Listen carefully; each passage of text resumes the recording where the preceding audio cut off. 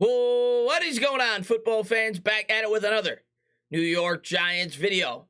Just want to apologize for yesterday. I don't know what was going on there. I saw a lot of comments both on YouTube and on Twitter that you guys were having trouble viewing the video. Hopefully, that is not the case today. If you guys are having that problem, let me know in the comments below. I use StreamYard, which I don't traditionally use when I make videos, but I have used it before. It's just much more convenient for me to show the video clip, so maybe that had something to do with it. Switch back to OBS today. Also changed the background, so let me know what you guys think about the background. Tried to take some suggestions from some of you guys. You guys said that you wanted to see the New York Giants logo, so hopefully you like that as well. But in this video, I want to talk about a couple of things.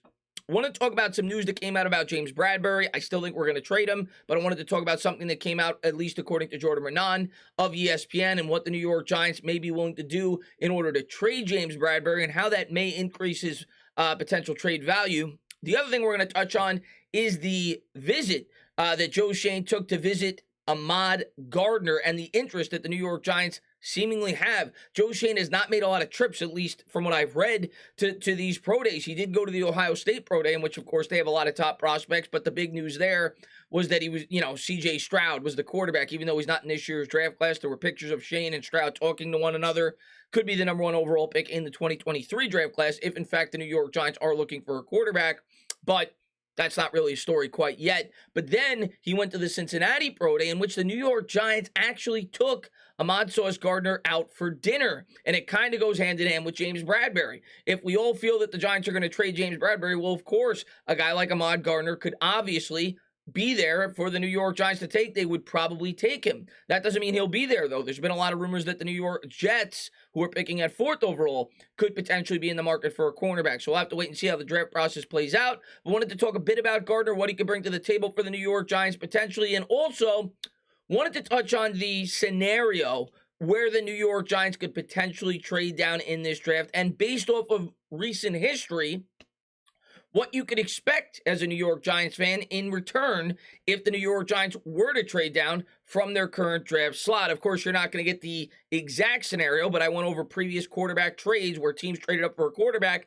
and, based on similar draft slots, what you could probably expect in return based off some of the teams that may be looking to move up with the New York Giants in this year's draft if something like that plays out. The most obvious teams that could look to trade up, the Atlanta Falcons, of course, at pick number 8, the Seattle Seahawks at 9, the Steelers at 20. And I suppose it's possible that the Carolina Panthers could look to make a small trade to make sure that they go and get their quarterback and somebody else doesn't jump them. But I would think those other 3 teams that I mentioned would be the most obvious teams. And I would think most Giants fans, if they're trading back, want to at least get an extra first-round pick in next year's draft, similar to what we did the previous year when we dropped from 11 to 20. And we'll talk about that throughout the video, what the potential value you could expect if you were a New York Giant fan if they were to trade down.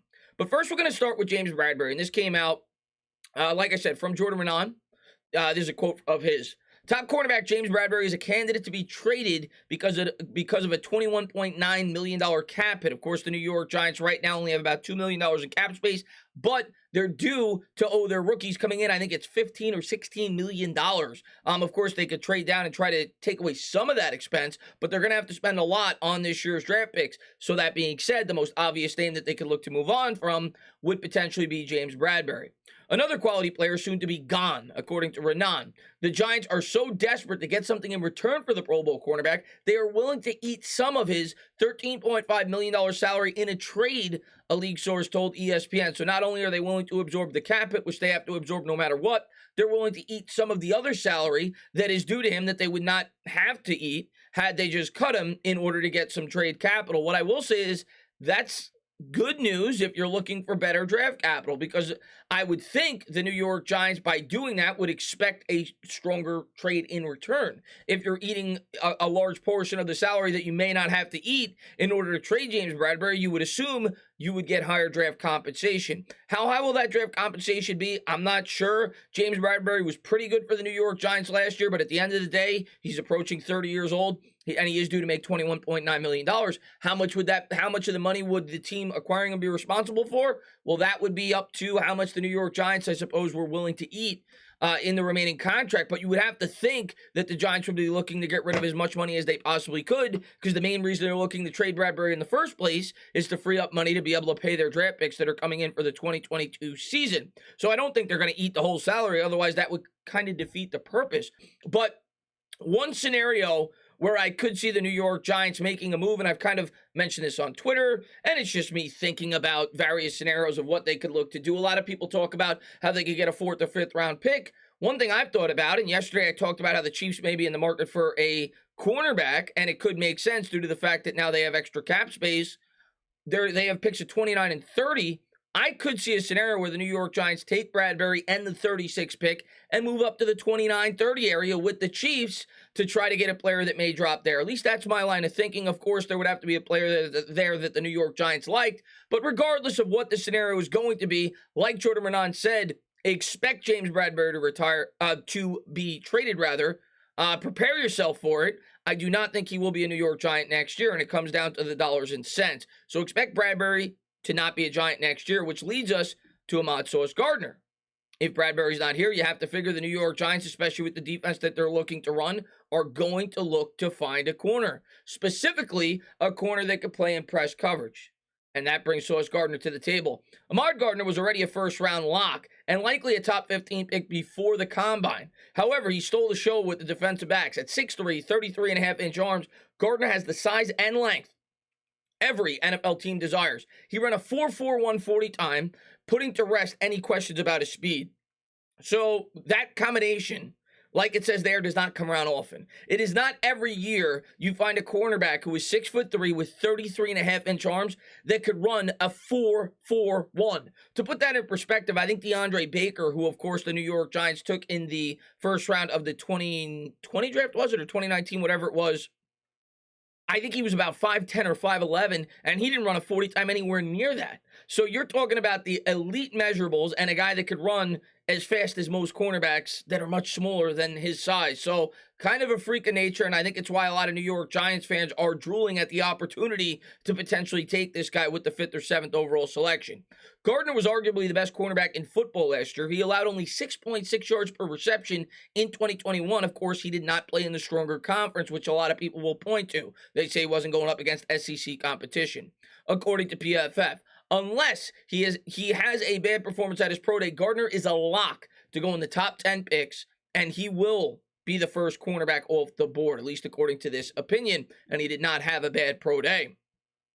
This coming out, I don't know how to pronounce the name, but a verified source, clearly, I'm assuming that's a restaurant, was the place to be in Cincy last night. Expected first-round pick, cornerback Sauce Gardner, went there last night with the Saints for appetizers and the New York Giants for the main course. So the New York Giants are whining and dining Sauce Gardner. This is coming out from Jim Nagy.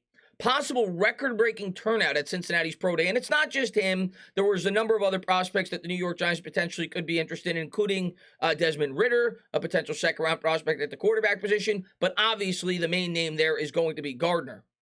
Can't recall a G5 workout with 90-plus NFL attendees. Falcons bringing 12 team reps, and the Commanders 9, the Steelers 8, not far behind. Quarterback Desmond Ridder is a headliner, but Luke Fickell's squad should have 8 players drafted.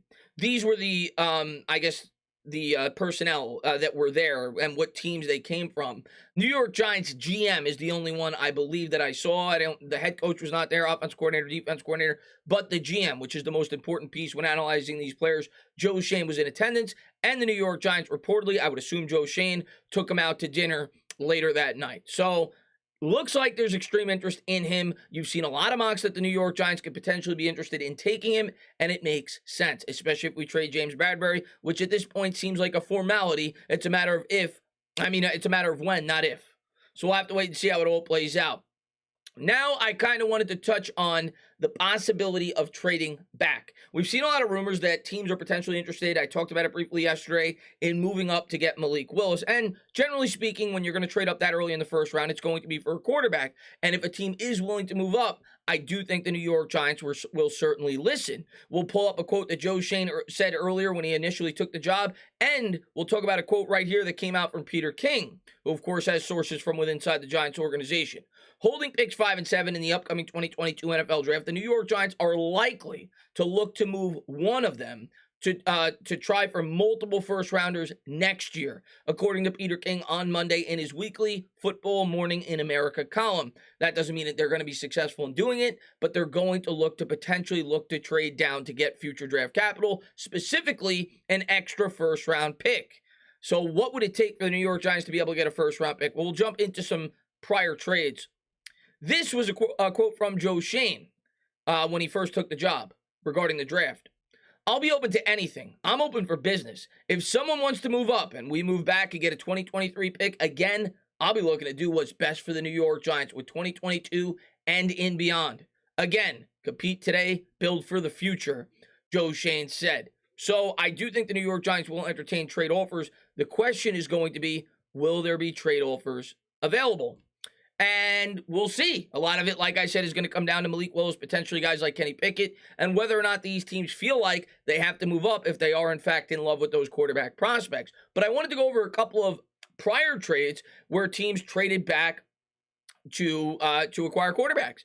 And you're not going to see an exact scenario, for the most part, that is exactly where the New York Giants are picking and potentially could trade back to, but these are some scenarios. The New York Jets, I believe, were picking 6th in the 2018 draft, was it, right? When they got Sam Darnold, and they moved up to 3. Well, what did the Indianapolis Colts get in return? Well, here was the trade. The Jets send first-round pick number 6, 2 second-round picks, and a second-round pick in 2019 to the Colts for the Colts' first-round pick. So a jump from 6 to 3 retrieved the Indianapolis Colts 3 additional second-round picks, and that was a 3-pick drop. Of course, it was picking a little higher. The third-round pick holds some more value than the 5th-round pick may hold, but a 3-pick swap resulted in 3 additional second-round picks. Not a first, but 3 additional second-round picks.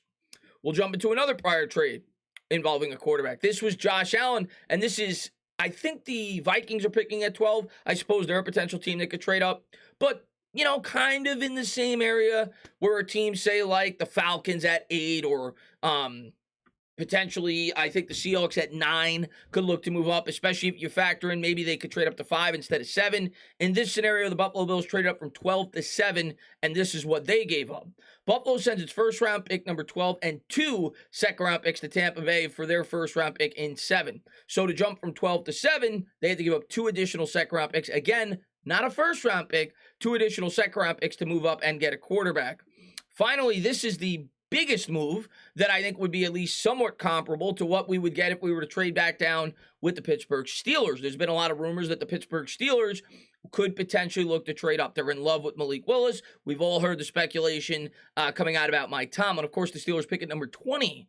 So that'd be a huge drop for the New York Giants. But this was a trade where the Chiefs moved up to get Pat Mahomes when they moved all the way up from 27 to 10. So not quite the same, but fairly similar in terms of price if they were to, say, jump from 20 to 7. This was what they got in return. Kansas City sends its first-round pick, number 27 overall, a third-round pick, and a 2018 first-round pick to Buffalo for the Bills' first-round pick, number 10 overall. So in that trade, the Buffalo Bills, of course, got the 27th overall pick. They got an additional first-round pick in the next year's draft and a third-round pick on top of that. Me personally, if I'm trading all the way back down to where the Steelers are, I would probably want 2 additional first-round picks. Because if you're trading all the way from 5 to 20, I mean, you're basically surrendering a first-round pick. I mean, I know 20 is still a first round, but that you're not getting near the same caliber of player that you would get at number 5. And especially when you're trading up for a quarterback, that's probably what I would want in return. But if it was going to be similar to what the Chiefs got, expect to get 1 additional first-round pick and a relatively early day 2 pick, which is what they got there. So maybe you're looking at something like a 2023 first and a 2023 second, or a 2023 first and a 2022 second, along with, of course, the pick swap dropping from 5 to 20 or 7 to 20. But I think those scenarios show you what the New York Giants could potentially get. If I'm the Giants, kind of like what was said from Peter King, I'm not looking to trade down unless I could get another first-round pick, because I think the whole purpose of trading down is to give yourself more ammunition to potentially move up in the following draft if you need a quarterback. Otherwise, it kind of defeats the purpose, and I just stay at home and I take the best available player that I can. But I'm sure Joe Schoen and the New York Giants, as they should, will listen to trade offers. The Giants sit in a prime spot for a team, if they do, in fact, want a quarterback, would look to acquire, due to the fact that, of course, the Carolina Panthers could potentially take one at 6. We, of course, pick a pick in front of them. But we'll have to wait and see how it all plays out. I do think Sauce Gardner is definitely in the sights of the New York Giants if he does get there. If I had to guess right now, though, I think I'd have the Jets taking him at 4th overall. As always, guys, if you like what you watch, please subscribe. Drop a comment. Maybe give me a little thumbs up. Cheers.